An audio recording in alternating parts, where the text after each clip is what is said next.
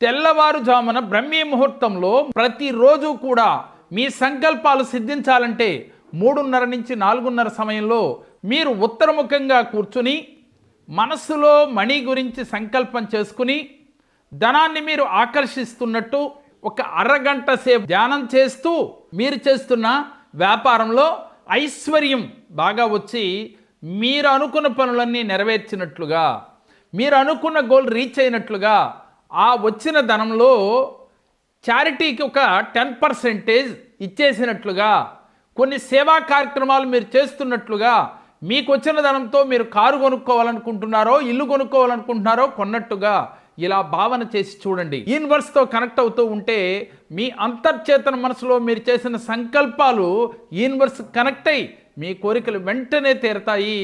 ప్రాక్టికల్గా 21 రోజులు కానీ 41 రోజులు కానీ చేసి చూడండి.